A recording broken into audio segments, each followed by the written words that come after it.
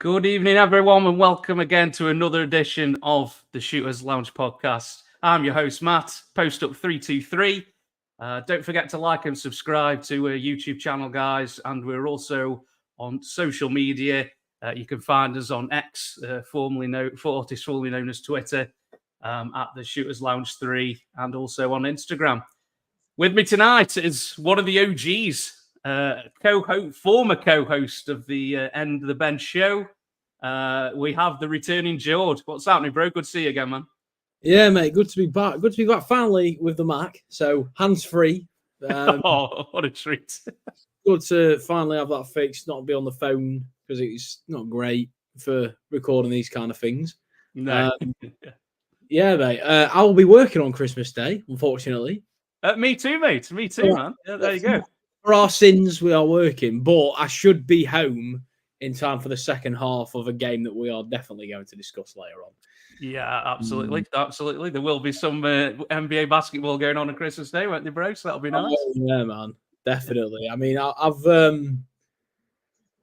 seldom been able to watch the Christmas Day games, especially when I've had family and things like. Well, I mean, still got family. Nothing's happened. Yeah, I hope so, mate. Yeah. That's... But now, like, I'm sort of going to be on my own at Christmas time. Yeah, I can at least watch the later games.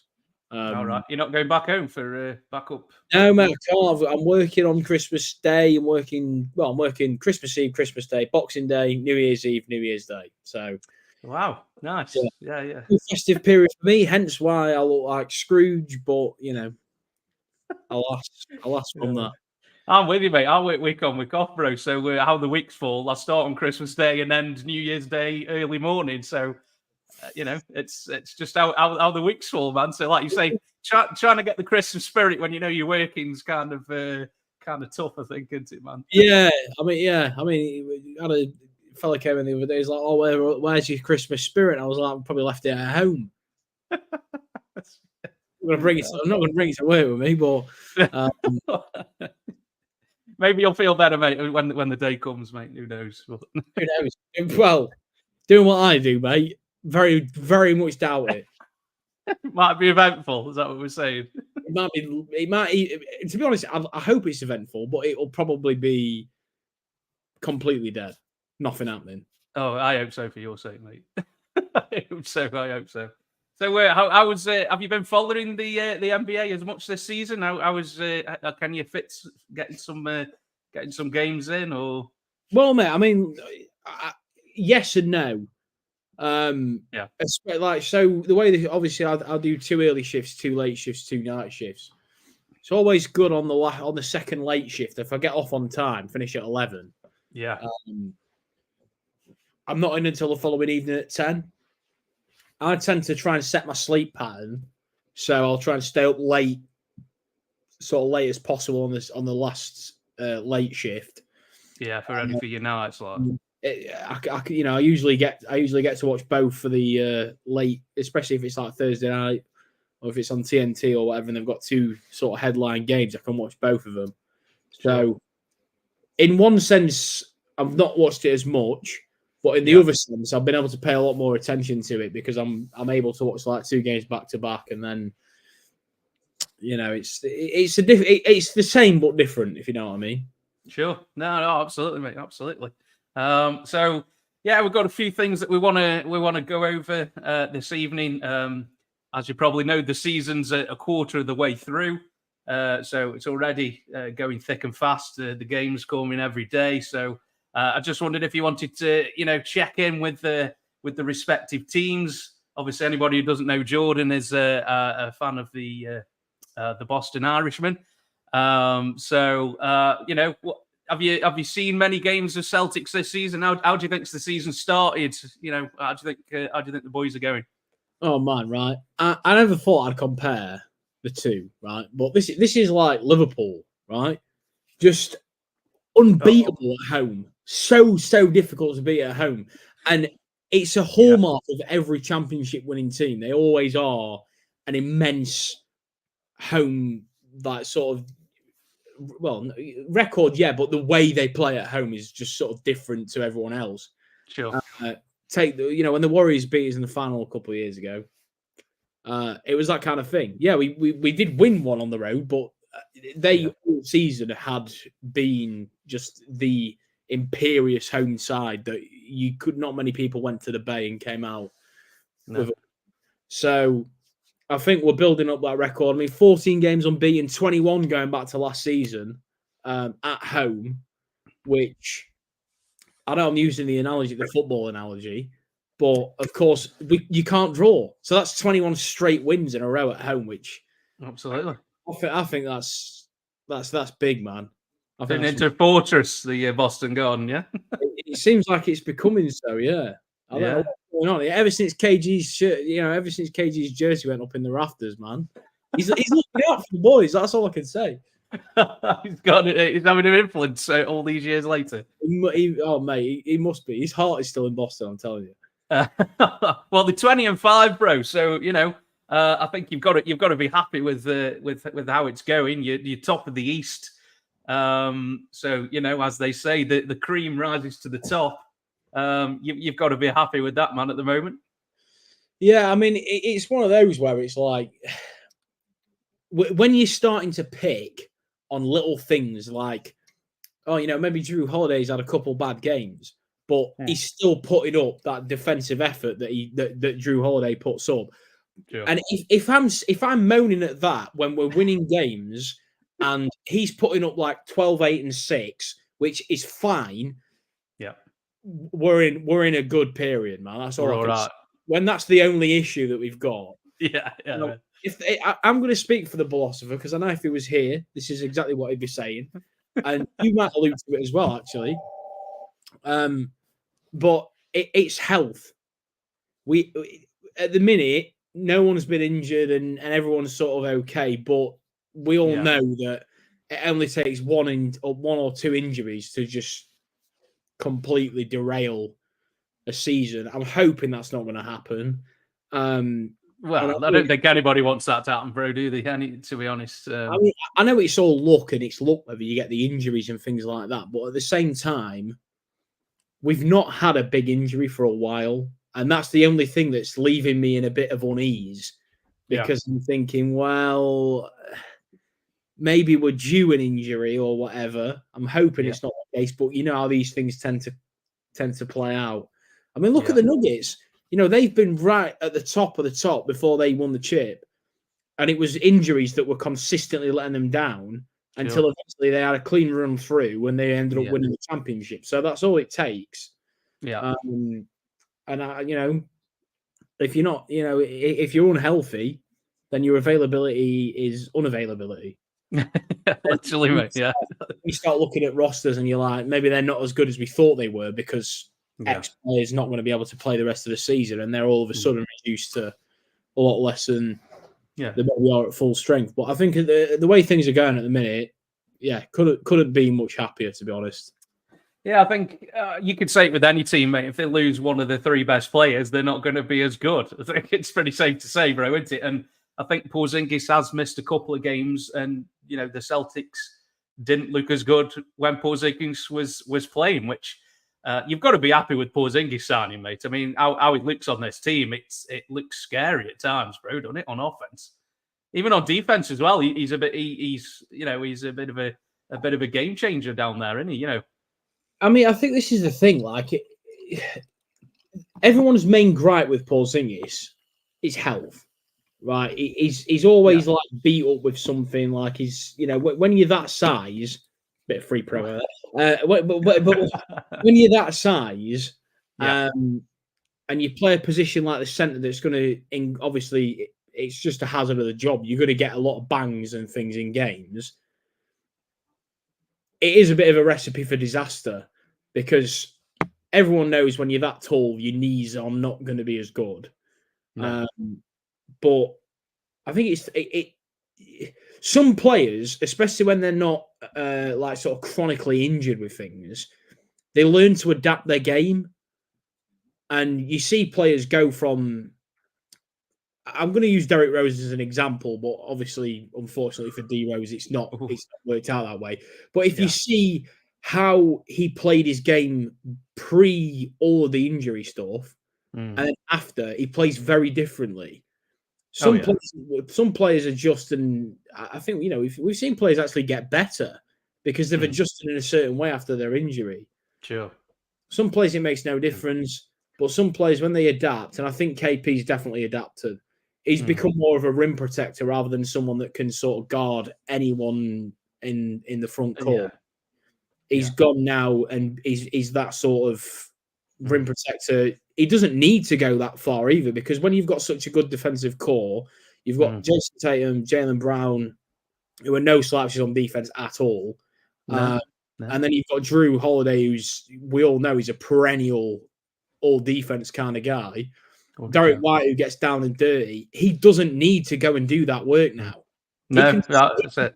Chill around the rim, and he can just block shots. And I think his block shot differential has gone up by nearly 1 whole point since his last healthy season.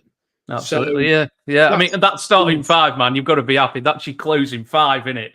I mean, that's, you're going to be there or thereabouts, aren't you, at the end of games with that 5? If you're in the playoffs, mate, and that last 5 minutes, that 5 is your 5, isn't it? And it's pretty.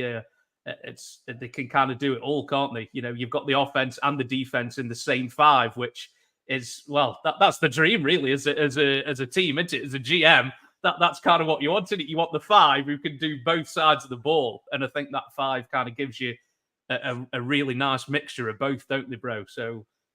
If I was you, mate, I'd be ecstatic with how Porzingis has slotted into that team, mate, because there was question marks, weren't there, when the trade was happened? Oh, they're trading for him, he's a sit note and all that. You've got to be happy, bro, with how it's gone so far, surely. I mean, if I'm honest, I did have reservations. I have always been a KP fan, but I think after seeing what happened in Dallas, where it was going to be this dream partnership, and it was going to be the happy ever after Luka and KP in Dallas, and then it ended up being a car crash in the end. But it goes back to that point. It was injuries. I mean, let's not even go over Dallas, because we know they don't know how to build a team. They won that chip because Dirk is absolutely perennial Hall of Famer, top of the top. That's why they won the chip. They cannot build a roster. So they've never been able to build a roster. Shots fired at Dallas. Well, shots fired, bro. If I'm honest, everyone knows how I feel about Luka. I hope he wins the MVP this year. But I've been a massive, big Luka fan since he stepped in the league. Oh yeah. But he will not do anything with Dallas. He won't. I mean, look at what they've done. I know I'm sort of segueing off, but it's what we do best, bro. It takes me back. Hey, mate, we segue with the best of them, bro. But when we look at Dallas, for example, they traded and I won't go into too much depth because we talked about it at length last season, but when they've gone and traded for Kyrie, they traded all of their assets and any sort of leverage that they would have in making any other trades or getting involved with a third team. All of the valuable pieces went in that Kyrie trade. So that is one trade that just epitomizes they don't know how to build a roster. Is that why Cuban's giving up some control of the team then, or? Oh mate, I've heard everything from he's just like he's had his fill and he's fed up to he's doing it because he's going to bid to be president. So Jesus, so good. Yeah, Okay, I've heard it all at this point, man. All the possibility, any of them really. Up in the air, apparently. True, yeah. Just kind of swinging its way back to the Celtics, bro. How are you finding your head coach this year, Joe Mazzulla? Because last season he kind of looked like he was maybe a bit out of his depth. But how do you think he's been this season? It's a bit like going on work experience last season. Definitely, it was. He had to learn as he went, didn't he? I think a little bit, man. He got thrown in at the deep end. But the one thing is, we all spoke about this right at the start of the season on this show, where we mentioned about Sam Cassell's influence. Yeah, and I think recently, because obviously you don't really know how a coach is going to do until it hits about this part of the season, because they've had that sort of bedding in period, the honeymoon period, and then you find out whether they can actually do the job or not. And I think with Sam Cassell's influence and everything else on the roster and how it's going, I think we're now seeing his influence come into it. The fact that instead of stagnating and just going through, we're going through the motions. And it's like, yeah, we're 25 games in. It's a long season, and there's a long, long way to go. But I just think with the way we're playing, it's a lot more sensible. We're not doing anything stupid. The timeouts is a perfect example. Joe Mazzulla, he either didn't know how to use timeouts or he didn't care about them. Whereas if Sam Cassell's learning how to do that, we're already improving, aren't we, bro? So, this is the big thing. There are still games sometimes where we might be sort of 20 points up in a quarter, especially the fourth quarter. We might be way ahead. Yeah. And personally, I've always been someone that is like, okay, if we're like 9-10 minutes to go in the fourth quarter and we're 20 points up at the start, and they hit sort of back-to-back, or especially 3 back-to-back shots in a row, and you've got 3 timeouts left, you just use one. Because you don't want to give them any sort of incentive at the start of that first quarter that, all right, yeah, you can just play through us. And too many times last season, Joe Mazzulla would just be like, yeah, we'll let it go, we'll let it happen. They're just bleeding, aren't they? It's just like, no timeouts. We're 4 points up, and I'm just like, why have you not called a timeout? Yeah, let's just cut this run out here, and let's stifle them. Plug the gaps. We'll have a little chat about it, and then we'll get back out there. And then the momentum's gone, because obviously with a game like basketball, it's all about momentum. So you've got to plug that gap, stop the momentum, and then you can rebuild and start. Well, literally start from the ground up. So I think we've got better at that this season, or mainly Joe Mazzulla's got better at that this season. Yeah. The rotations have been better. I just think every aspect of his coaching, and I don't want to take anything away from Joe, because I'm not saying that Sam Cassell is all to thank for this. He will have had an influence, but I think also it's the fact that he's had now a full training camp, full summer camp, full off season with the players. Yeah. Instead of just being thrown in like he was last season. And he still did a great job last season. Yeah. I mean, how many weeks was it before the season started when he got in last year? Well, it was like 3 weeks, man. 3 weeks max, wasn't it? So, like you say, I think that's the more important thing, isn't it, dude? He's had time to. I mean, maybe last year he was just kind of, well, we'll run what Udoka was going to do, and we'll see how it goes. I think this season he's been able to bring in his own philosophy into what he thinks and things like that. I think that, like you touched on it earlier, mate. Yeah, I think that's an important side of it as well. It's his team now, and he can his personality onto the team now, which he wasn't able to do last season, like you say. So it was a quick learning experience for him, mate. But yeah, I think this season is going to be a bit more of a, well, if he's still the same in the playoffs this time, then you're going to be like, well, is he maybe the guy? But at the moment, I think you've got to be happy, haven't you? How's you? Sorry, go on, bro. I think that's a good point you just made as well. That whole will just go with what Ime's sort of prepared. We'll just go with this improvisational, and you maybe saw the improvisational aspect of it when we're not sure what to do with these timeouts, and the whole game plan basically seemed like it was an improvisation. I think so, mate. I think so. That he's maybe, for all we know, he might have been like, let's see if we can get KP or someone of that stature. We don't know how he's built this team or what input we don't know what sort of input he's had. Some coaches obviously have far more influence in terms of drafting players or trading for players than others. Yeah. But Wick has been very high on the whole. Got to get behind the coach, because we are it's a championship window, and it could potentially be a championship window for quite a few more years yet. So let's not waste it. Let's try and get something done now and get it underpinned and see if we can build this thing. So it wouldn't surprise me if Joe Mazzulla actually has had some level of influence in the players that have been traded for, drafted, etc. Yeah, I'd be surprised if they didn't run it by him going, we're thinking of doing this. This is on the table. But like you say, some coaches get more input than others, don't they? I think, obviously, the more experience you've got, I can imagine, has a lot to do with it. How's your boy Jaylen Brown been, mate? You've been very vocal in the group chat, mate, about Jaylen Brown's play. There's been certain games where you're like almost to the point of how much is this guy on, kind of thing. Overall, now, what you saying? He is on a lot of money. Yeah, I mean, well, that goes without saying, bro. He is on a lot of money. That's facts, isn't it? Yeah. But I think the main thing for me is that it's like I know the last couple of playoff runs that we've been on, he's not pulled his weight. When it's got to the deepest, darkest sort of corners where we've been right up against the wall and we've needed someone to rise up, it has always been Jason Tatum or nobody.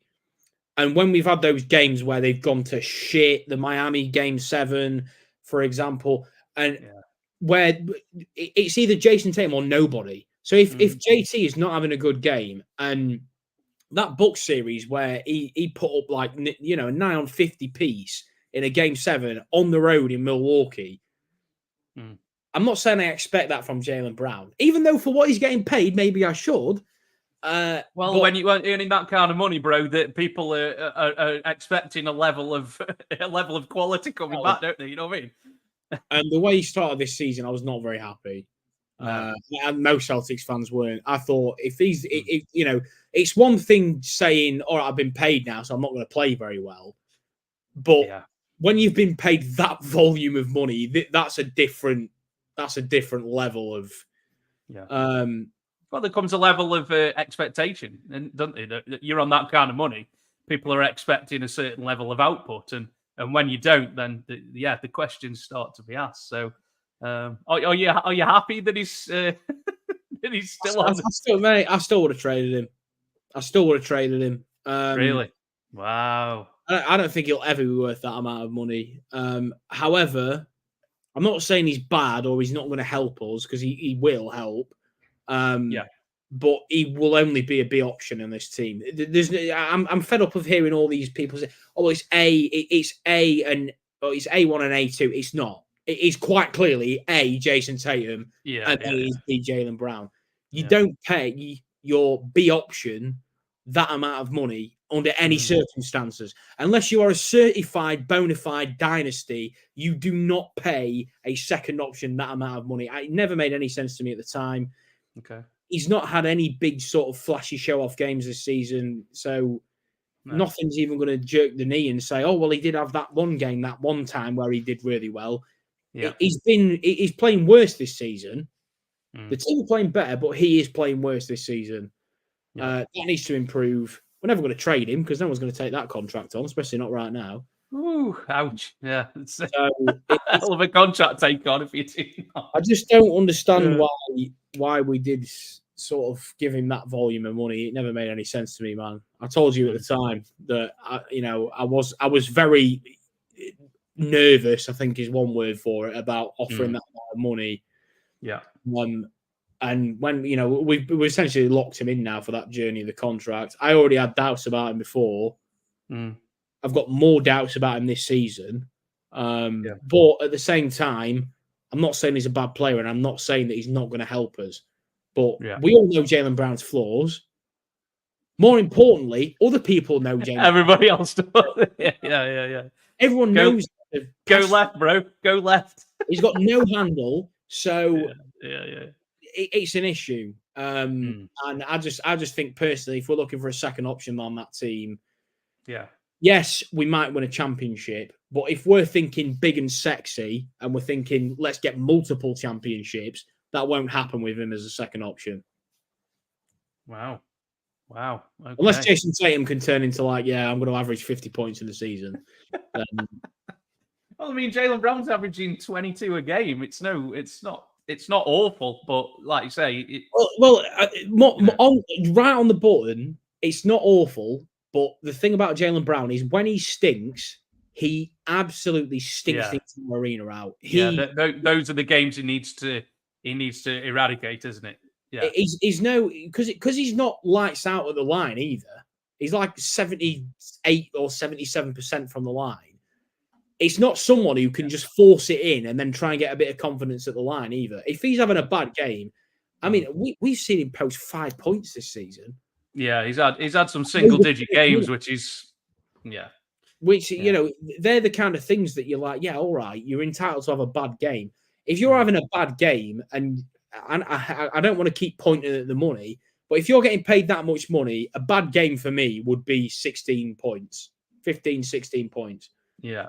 5 points is inexcusable for me. No. And unless you have been in like massive foul trouble or you're injured. Yeah. Yeah. If you're playing at least 35 minutes and you've only scored single digits, questions are going to be asked, bro, whether that's, whether you agree if that's, kind of what you measure things on. But yeah, if you're playing that many minutes on that type of money and you're only putting single digits up, people are going to ask questions, aren't they? That comes with signing a big deal like he has. Yeah. Yeah, I mean, I don't envy the pressure, but it's like I said to you before, man. Like, we had discussions about this. His attitude when we were talking about renewing his contract. I mean, if I'd have been the one making the decisions, mate, I would have told him to get the fuck out of my office. When he's saying, and I don't know why the fans are having such short-term memories about this. He was allegedly unhappy in Boston, and he wasn't happy with things that people were saying. It is funny how much $300 million can change all that. Yeah. But I wasn't a big fan of that attitude. I was really not a big fan of that attitude. I was no fan whatsoever. I don't know why I'm trying to gloss it up. I thought it was a rubbish attitude. Yeah.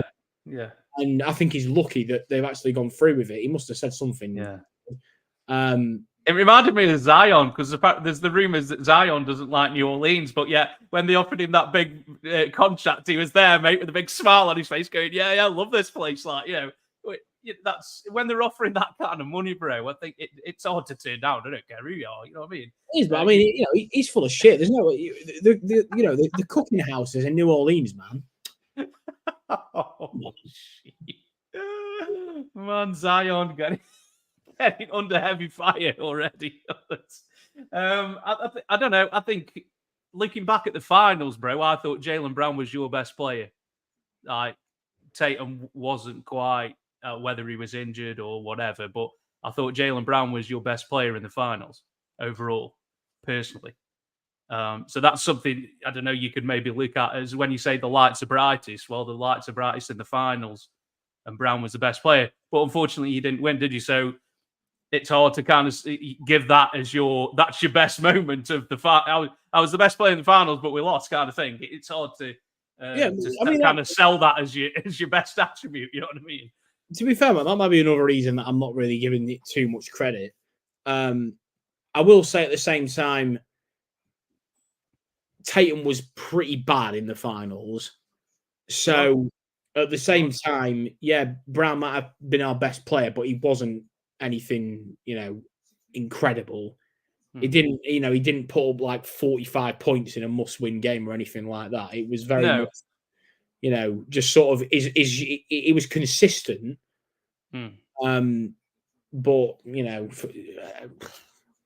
we're probably just going to keep going around in circles, man. So you might want to move on to your sons. You've obviously, your feelings for Jaylen Brown I think are well documented and well known, mate. I was just trying to put a different spin on it, mate. But I don't dislike him. I must say I don't dislike. Him.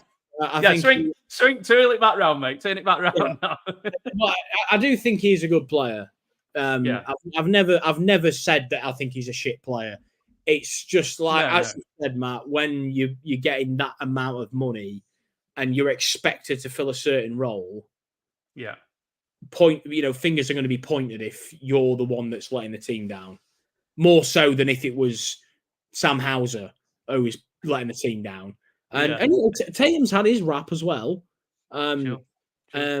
So I think it's only fair, and I don't think he can have any complaints. And if he wants to sulk again at the end of the season, if anything goes wrong, then he can just dry his eyes with $300 million, can't he? He absolutely can. He absolutely can. Oh, it's terrible. $100 bills, it's terrible. Oh, it's terrible how the season ended. But who cares? Yeah, that's true, mate. So we've covered George's team, so we might as well give my team a bash. The Phoenix Suns, currently sitting 14-12, good enough for just squeezing into the playing game. We've got the big three of Booker, KD, and Beal. unfortunately, we've only managed to see one game with all three.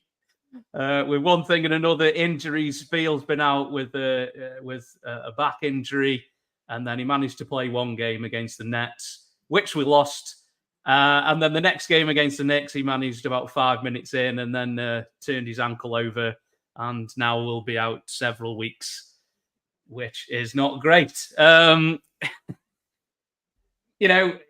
We don't really know what this team is yet. It's probably the best way to start, mate. We don't know what this big three are going to be like because, well, we just haven't seen it. Booker's been out the lineup as well. KD's missed a couple of games, so I don't really know yet what this team is at the moment. It's kind of one guy in, one guy out kind of thing at the moment. Also, a lot of role players have been out as well. Gordon's been out. Allen's been out. Josh Okogie's out now for us. So there's still just a lot of question marks with this team. Kind of Vogel's got his hands full with this team. A lot of fourth quarter meltdowns, man. We've given away a lot of games this year where we've either been in the lead or we've been level going into the fourth, and just against the Knicks. I mean, I think we gave up like 40 odd points in the fourth quarter to Jalen Brunson, who looked like Pistol Pete out there, just dropping threes. Somewhat chronic. He was 13 for 13 from three, had a 50 piece. Just a lot of fourth quarter meltdowns where the offense doesn't look great in the fourth quarter. It kind of looks good in the first three, and then when we get to them tight games, it looks very stagnant, very slow paced. I think we're one of the worst paced teams in the league at the moment. I think we're in the bottom three in terms of pace. So even without Chris Paul now, who's not there anymore, we're still playing as slow as we did when we got a 35, 36-year-old point guard, which I don't know how that's going to work out.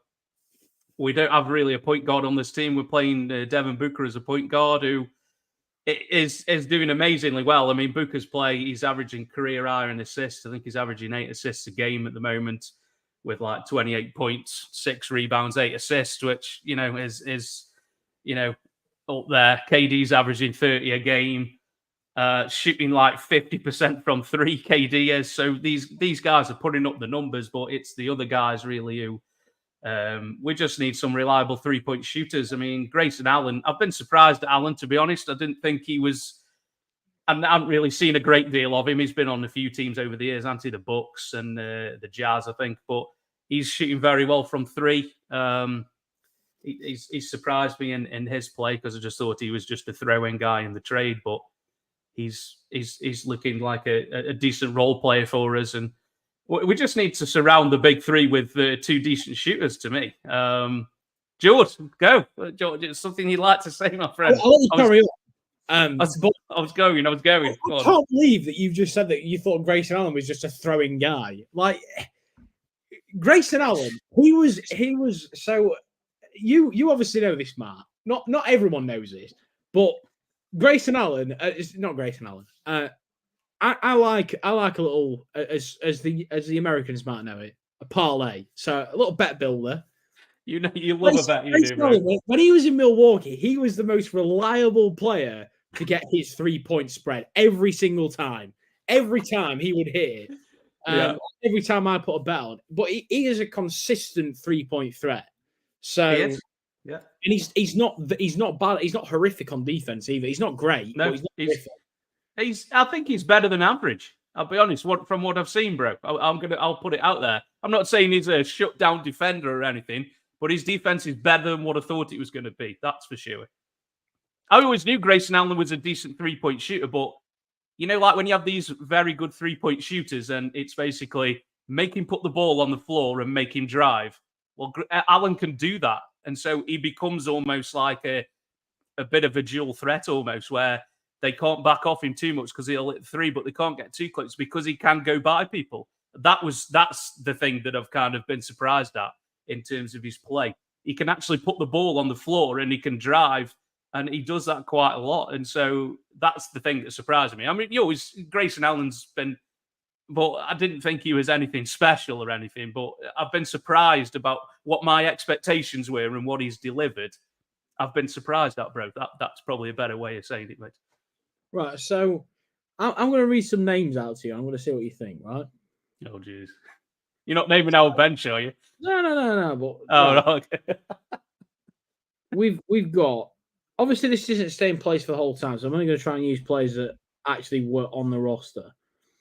So Bruce Brown, Spencer Dinwiddie, Jeff Green, Blake Griffin, Mike James. He had a pretty decent little period. Luawu Cabarro, Torian Prince, Landry Shamet. Yeah. Now, the reason I name those players is because they match the profile of the kind of players that you're telling me. You know, these kind of players that you thought, oh, actually, they're a little bit better than I was expecting. Yeah.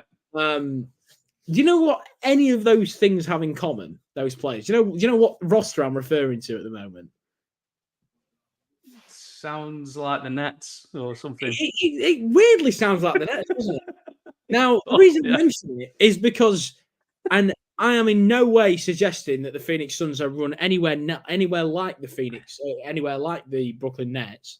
However, Beal, Booker, Durant have played together once for various different reasons. Now, the last time that we saw a big three just get assembled seemingly out of nowhere was that Brooklyn's team with KD, funnily enough, who's back, James Harden and Kyrie. And that all, the wheels fell off for them big time. Now look what a mess they're in. But that's where I'd sort of err on the side of caution with it, where I'm like, well, I don't think it will degenerate to that level. But you do have to think the sort of similarities are there, and we don't really know who was at fault for that all collapsing. But one thing we do know is that one player has been involved in both sides of this, and that's Kevin Durant. So,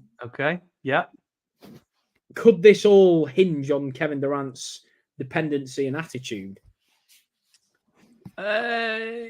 Possibly. It's just. For me, I mean, I don't like the idea of the big three anymore. I don't think that's a championship formula for me. I think we've seen over the last few years where I think you need to have a big two and then you have a fairly decent bench and supporting cast. For me, a big three.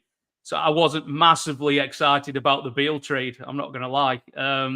But, we're here and it's here. So, you've kind of got, as a fan, you've kind of got either get behind it or get out the way kind of thing. So I was never a fan really of having a big three of those levels. For me, I wanted the supporting cast to be better around probably KD and Booker. But hey, here we are, and we've kind of gone all in. We've drafted all of our draft capital for the next few years, so we haven't really got a lot of wiggle room unless we're moving a big piece or something to try and maybe turn it around. So we've kind of got to live with it. I really think we need a point guard to kind of run the second unit for me. We need somebody who can who's an actual floor general and who can run an offense. I think that'd help. That'd help the bench players in the second unit of somebody who can actually get in the decent shots. Thinking of people around the league, I don't know. It sounds like a Ricky Rubio thing, or I don't know, somebody like that. If we could get somebody like that, but again, to get somebody like that back, we're going to have to give something up. So I don't know if anybody in our kind of second tier, third tier, fourth tier kind of players is that going to get done. So you're looking at the buyout market then, aren't you? So Mike James. So you what, mate? Mike James. There's only one man who can help me.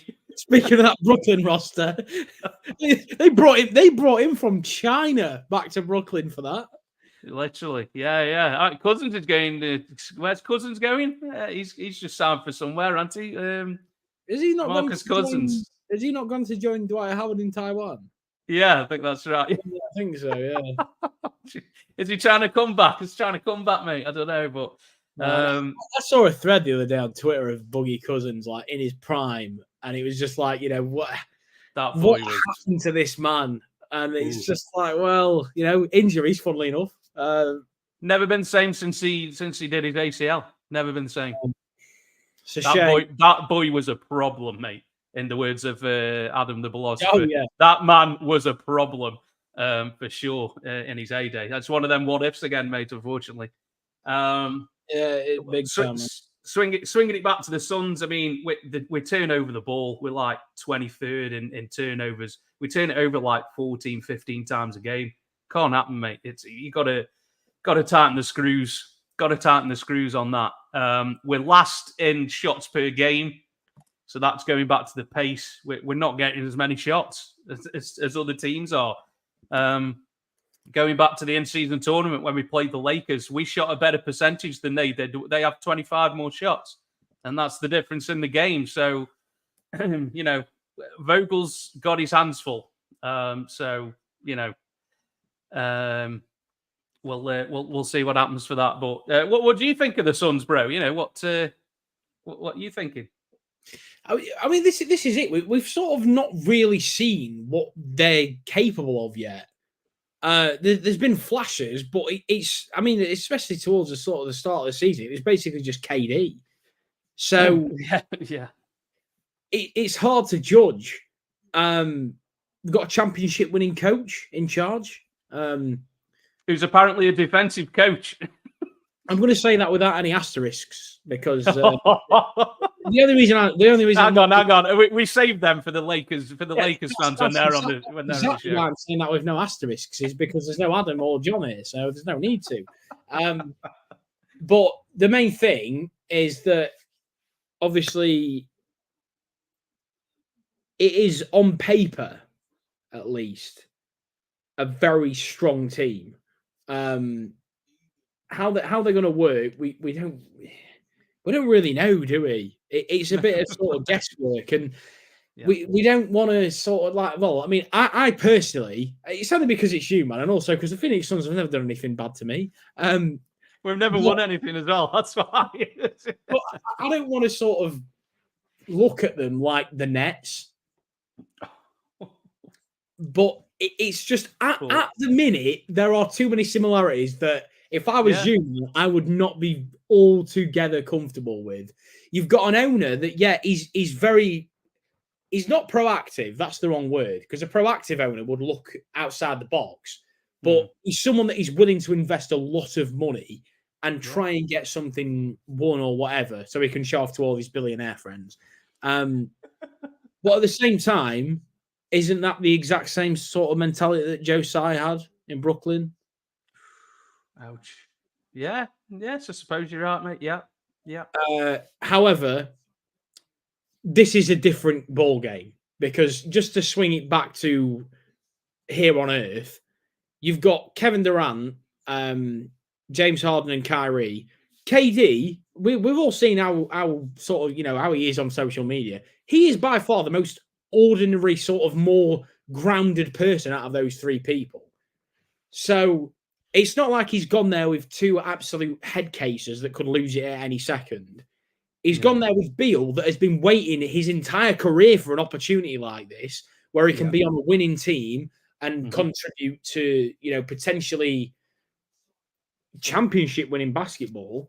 And he's got Devin Booker, who's been in Phoenix his whole career, and he'd love to take a chip home for Phoenix. So it's a very different context of a situation. Personally, I don't think it's going to transpire to that, but I've been seeing the comparisons loads. I think we need to call time out on that because that probably won't be happening. It's just that there are obvious similarities. At the same time, I think that it's all about the players and their attitude, and that is the attitude of the players that are now at Phoenix compared to that team that KD had at Brooklyn. It's a stark contrast. It'll be a work in progress for a while, I think. The pieces around them are more than utilable. Good utility, good squad players that can just sort of dip in and dip out when they're needed, like a Grayson Allen or a Josh Okogie. it's just about how, when everyone's active and everyone's available, how we're going to sort of mesh that together and fit it in. I think Ricky Rubio actually is a great shout because it's affordable and it's realistic. Yeah. But at the same time, I would also probably be thinking I'd want to do a little bit better than that.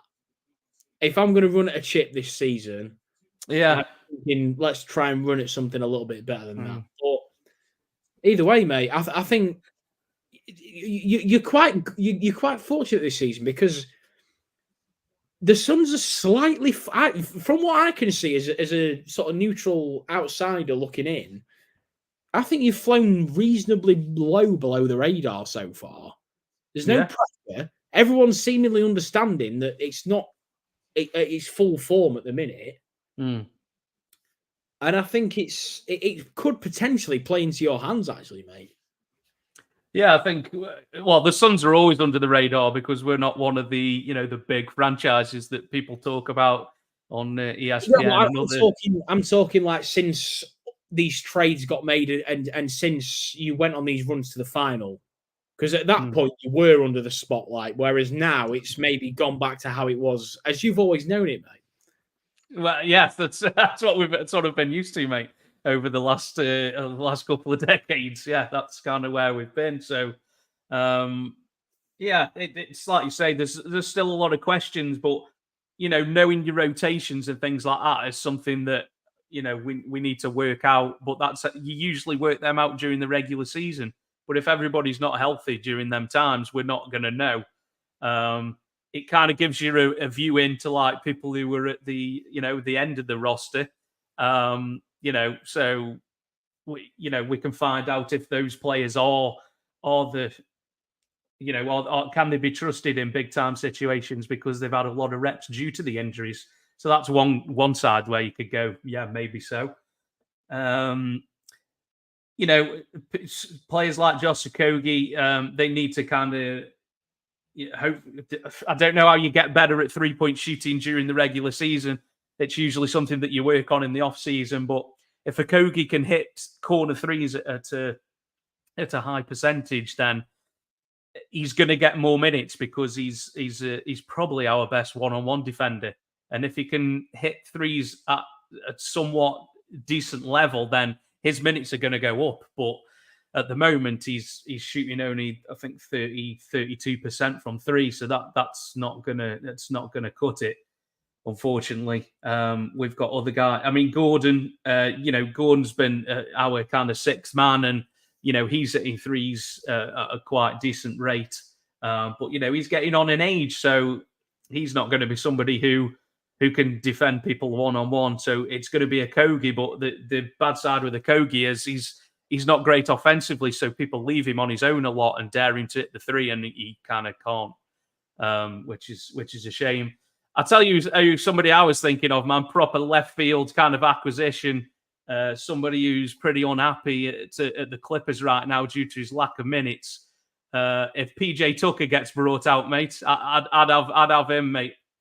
We need a couple of dogs. We do, mate. We ain't got no dogs on our team. We need a dog. Yeah, well, that dog's got no bite, bro.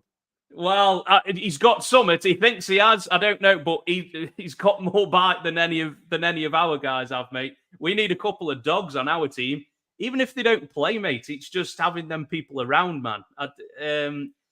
Nobody's going to take PJ Tucker on his contract right now. He earns $11 million. But if he gets brought out in like January, February, I'd pick him up on a veteran, mate. Why the hell not? Yeah, well, yeah. I mean, when you're talking like that, I mean, it can't hurt. It's just he's always been a weird player for me. He's been diverse, hasn't he, for sure. I mean, I say that because the one thing that I don't really get with him is that, yeah, he's obviously pretty good on defense. But maybe not so much anymore. The thing that makes the least sense to me is that it's just like when you're putting up like nothing, and I mean literally nothing, on offense, you've got to be like Superman on defense. You've got to be the glove on defense, haven't you? Yeah, for sure. And that would be an issue for me because how is he going to fit into that roster, especially looking into the playoffs? I've always been a bit uneasy about him on sort of championship teams. He got it over. Well, I mean, he didn't get it over the line, but the Bucks got it over the line with him there. I'm just not sure that will be the case again, especially as he's got older now. He's getting older, and he's at that age now where he is now a lot older than he was when he was with Milwaukee. Yeah. I'm not sure how reliable he is compared to how he was, if that makes sense. It's just having him around, though, mate. I don't know about the minutes he's going to play, but just having him around, we need a dog, mate. We need a dog. We do, bro. I'm telling you, we've got nobody who's kind of willing to kind of take that foul or, kind of shove somebody around or something. We need summit, man. We need summit. That's all I'm saying. We need a jolt or something from someone. And I can't see anybody on the roster at the moment who we've got who's going to give us that. But if we brought somebody like Tucker in, then I kind of like that idea. It's a bit left field, like I said, but, who knows, mate? The one thing I will say is it's a bit like, like you just sort of alluded to, you've not got much, you've not got many options. No. So you can't be too fussy with what you might be able to get.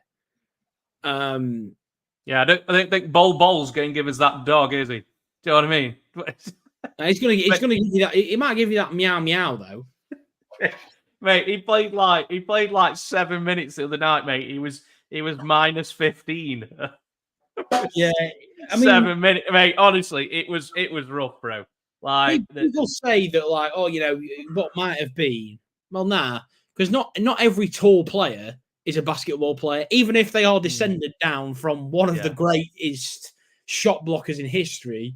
Yeah, doesn't automatically transfer to greatness. That guy is completely lost on defense, mate. Yeah. He had absolutely no idea. That ship has very much sailed. Personally, I don't know why the Magic traded him. Well, he played minutes for them, didn't he? Exactly. I would have, and he was doing all right. I would have just, if I'm the Magic, I would have thought, you know what? Let's try and market this. Let's keep him here. Yeah. Let's keep what hype is left. Because if he gets traded from the Phoenix Suns, or if you cut him or whatever, his career in the NBA is over. So from a marketing perspective, if I was a Magic, I would have been like, let's just run with this for a little bit. Let's just go with it. A little bit of money from some sort of marketing. Yeah. If any NBA executives are needing a marketing director, I am available. Putting my CV in. Hang on. Oh, I just, that for me, that was the twilight. But yeah, it's just evidence that just because your dad was an NBA player who was, elite at what he did, it doesn't automatically mean that you're then going to go on and be elite or anything close to it. Cough, cough, Bronny James. Cough, cough, cough, cough. Ouch, man. I was hoping you were going to pick up on that at some point, mate. Yeah, I got you. So enough about my sons and all our issues, but obviously 7 days out from the Christmas Day slate. There are 5 games on Christmas Day, which hopefully I might be able to tune into several of them. Some decent games, to be fair, if I can just find. Well, there we go. Got a little graphic going up there. So, so there we go. So we got 76ers at the New York Knicks starting at 5 p.m. UK time. Nice UK friendly time. And then we got the Lakers at Dallas coming after that. And then the Bucks at the Celtics. Grizzlies then at the Warriors. And then my Suns going up against the reigning champs, Denver Nuggets. So, George, what do you think of the Christmas Day games? Is there anything that what's? Well, first question I'll ask is what's the best? What do you think the best game's going to be during the One thing I do have to say, mate, is that looks very familiar. That slate does. I think I've watched those games before. I watched them in 2022 because that is mate. schedule. I need to fire my social media guy. That's I was reading that and I was like, I'm sure there's something like very familiar about it. Oh my days! And that's a faux pas on my on my it is. part. So it's the Knicks against the Bucks. There we go. Yeah, that sounds more familiar, doesn't it? Yeah. Then it's the Nuggets against the Warriors at 7:30 UK time. Then the Lakers Celtics at 10. Heat 76ers at 1 on Boxing Day, and Suns Mavericks. Oh yeah, that sounds more like it. Yeah. I like it how you made me go through all those before you interrupt me and tell me that they were wrong ones. I'm not one to interrupt the host's flow, mate. I just thought we'll crack on. Absolute wounded. Well, that's disgusting. What about the Knicks Bucks, mate? It's a tasty game, isn't it? That one, man. The Knicks look like a half decent. Don't tell me you did all your research for those games that were last year. Well, I bet I still couldn't get the winners out of all 5. So. Oh dear, my days! Always MSG. It's always MSG on Christmas Day every single time. It's always the first game on Christmas Day. Oh yes, it's almost a tradition. I don't know if they have to, but it always seems to be that way. It's always the early game, isn't it? That's for sure. Well, Giannis. Is it Giannis versus Brunson? Is that what we're saying? Is that how it's billed, or like Giannis versus Isaiah Hartenstein? That's probably true. That's probably true. I mean, the last couple of games they've had, the Bucks and the Knicks have been quite decent games. Gone down to the wire. They had a decent in-season tournament game, didn't they? So, would you dare pick a winner out of that one? Yeah, the Bucks, because the New York Knicks are the New York Grinches on Christmas Day, because I don't think they've won for like 7 years. Probably since Melo was there or something. Yeah, it's like ages since they've last won a game on Christmas Day. So yeah, I'm not completely convinced.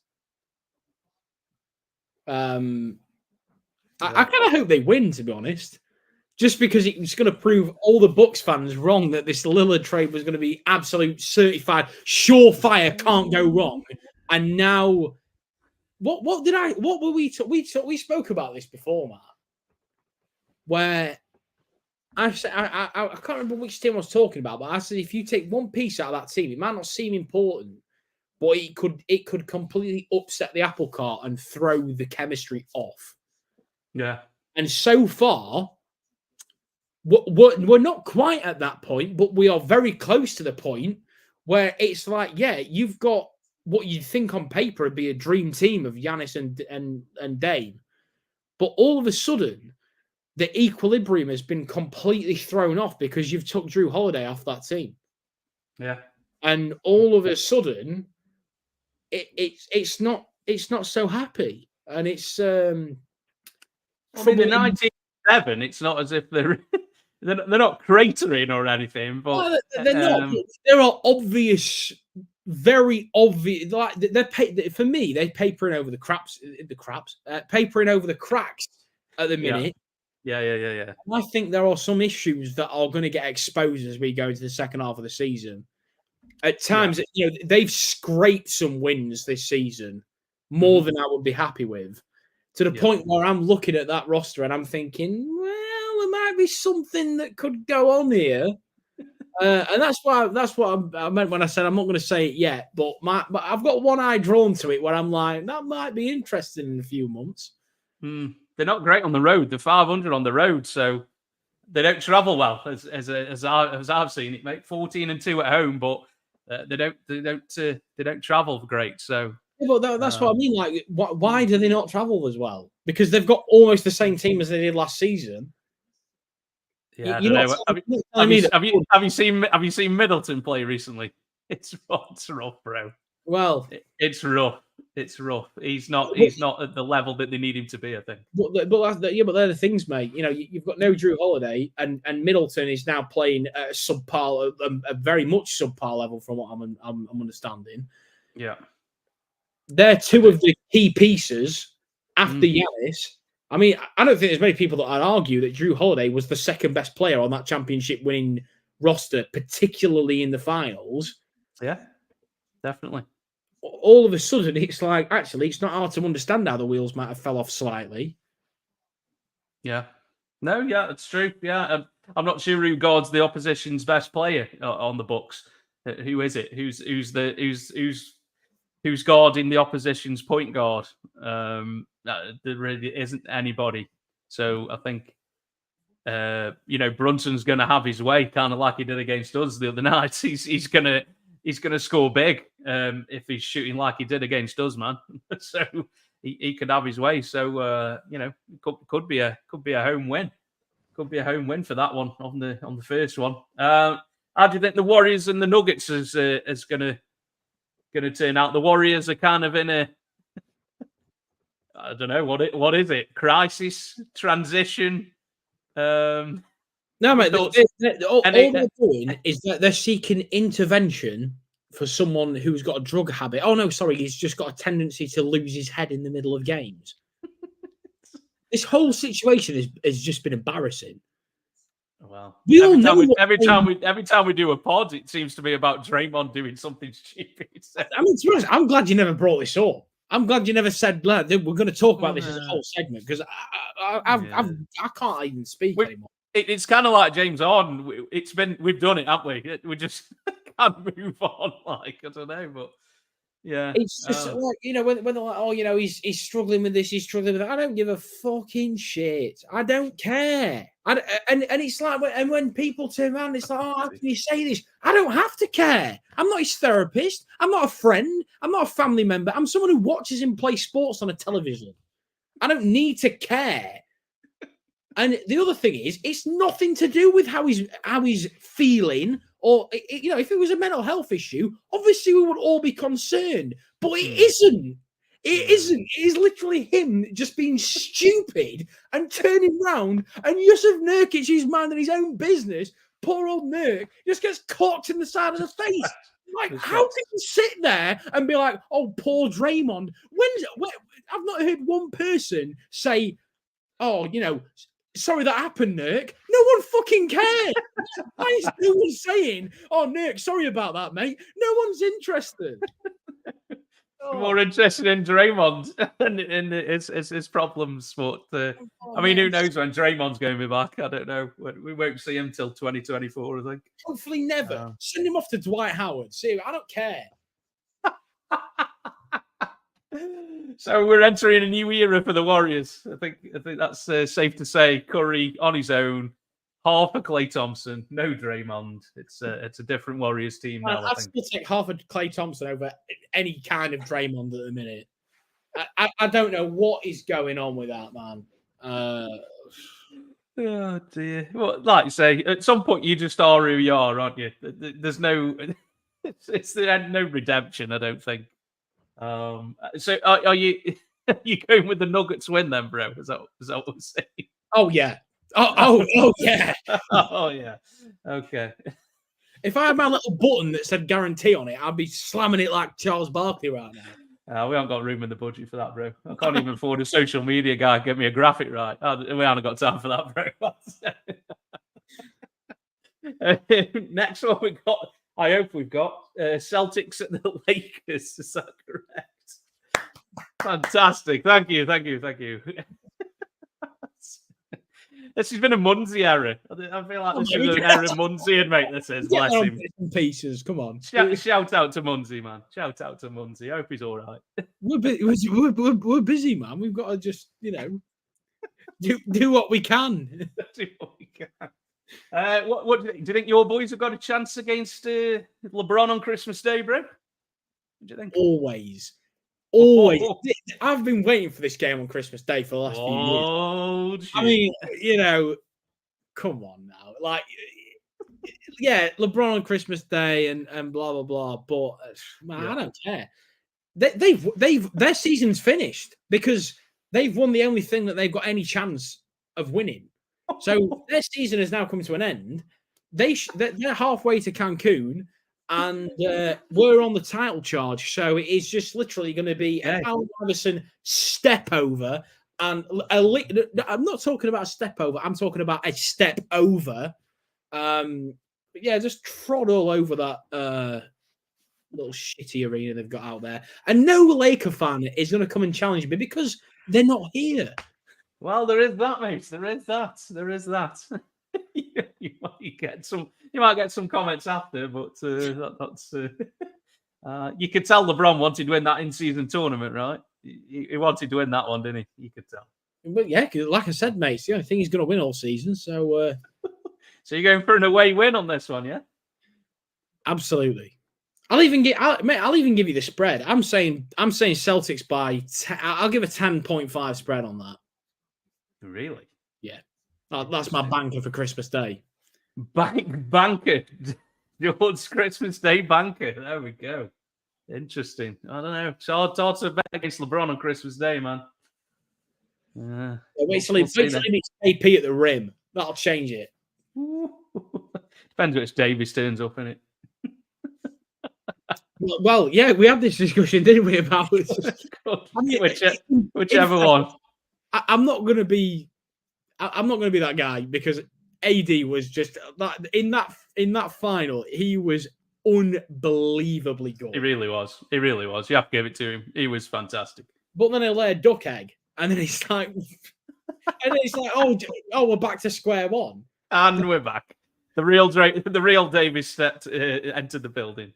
Yeah. So that's the Anthony Davis experience, isn't it, bro? That's pretty much who he is now. I think it's just Jekyll and Hyde, to be honest. Yeah, when he's on, he's unbelievable, isn't he? But it's just good. It's a single point, single rebound outing, isn't it? So, they're the kind of performances where I'm like, it's nothing to do with injury. Because if it was to do with injury, you wouldn't be able to do it in that fashion. And then the next game turn around and be like, not very good. What is it then? What do you think? I'm not paid enough to think about that, mate. So, a 40-20 triple-double. I mean, yeah. It's strange. It's just strange, to be honest. I can't really think of any other word for it. LeBron threatened him. I don't know. Threatened his life. Something. Kidnapped his entire family. Yeah, you better show out, bro, or else. We know where you are. Yeah, we know where you live. I don't know. It should be a good game, though, that should, man. Decent. Just something magical, isn't there, about Celtics Lakers? That's just. It is what it is. They've not done this on Christmas Day for a few years, so I think this is definitely, without being biased. I mean, even if I am being biased, I don't really care, but I'm pretty sure this must be the headliner event of Christmas Day. I mean, yeah, I think, the bright lights of LA, and it, I think they just nudge it, don't they? They just nudge it. So next one after that is the Joel Embiid Philadelphia 76ers minus James Harden now against the Miami Heat with Jimmy Buckets. This one's a tasty one, isn't it, man? Tasty Eastern Conference matchup. Yeah, let's just hope that Miami don't leave any fluids out on the court because Joel Embiid will get 10 free throws for it. It is about damn time that someone is finally tooting the same bandwagon. Not even bandwagon. That's not even the right term because bandwagon suggests that you're just going along with everyone else. The same band in general that I've been going on about for the last God knows how long about the ridiculousness of the fouls that Joel Embiid gets on a regular basis. And it seems like this season, all of a sudden, everyone's become fed up of it. They've all become wise to it. They all know how he plays his game. I'm just sat there like, man, I've been saying this for the last 3 years. This is exactly how he plays his game. And in fairness, as much as the Celtics and the Heat, we've been sort of squabbling with each other for a long time. I hope they win this game. And the reason that I think they will win this game, and they've got the keys to win this game, is that man, Bam Adebayo, he's having a pretty good season, man.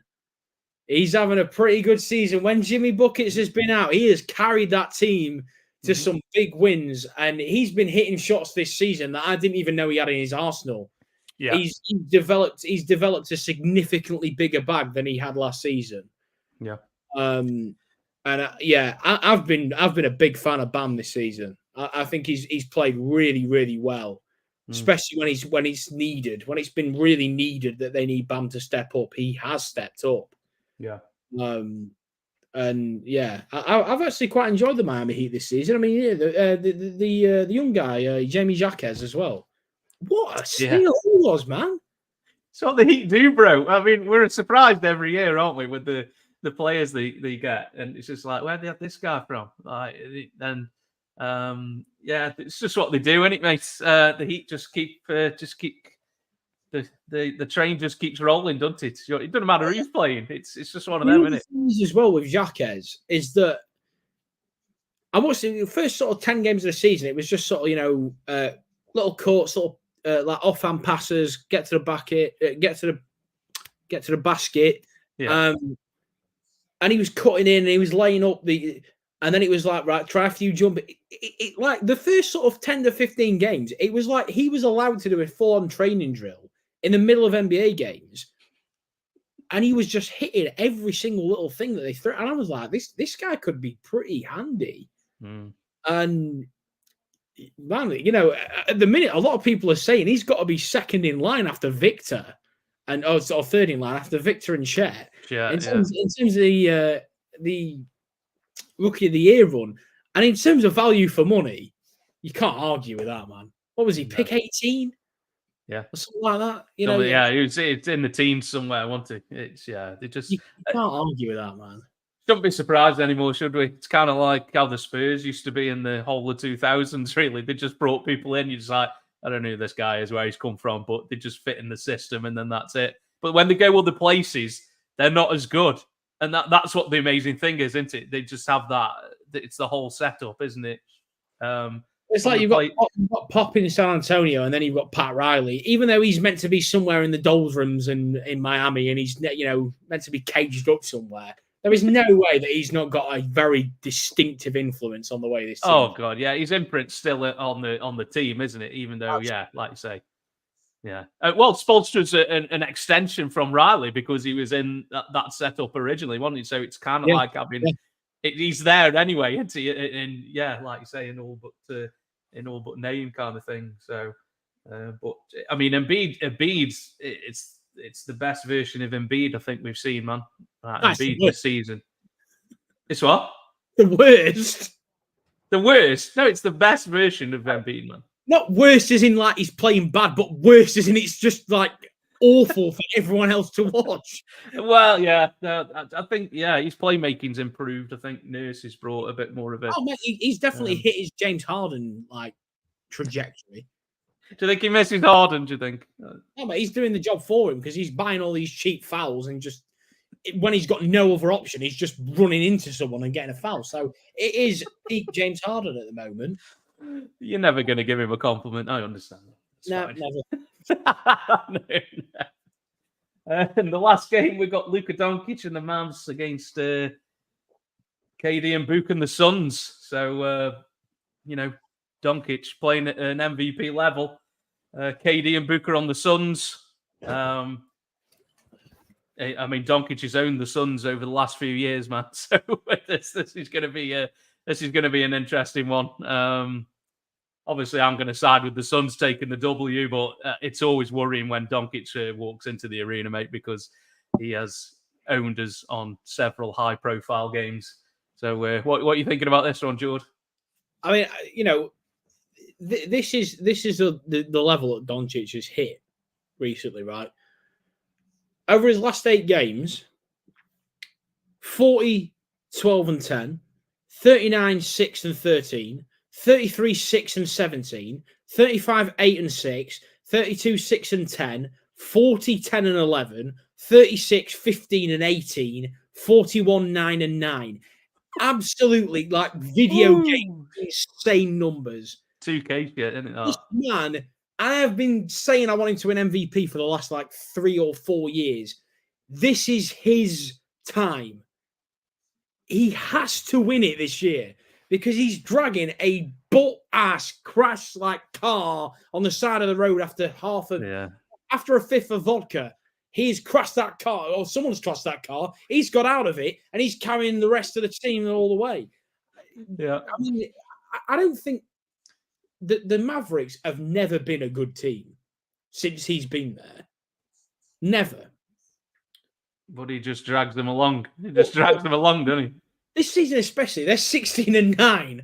There is no way, without him putting up those kind of numbers, that they would be, in my opinion, anywhere close to that record. Well, the top three in the West at the moment are the Timberwolves, the Thunder, and the Mavs. What odds should have got on that?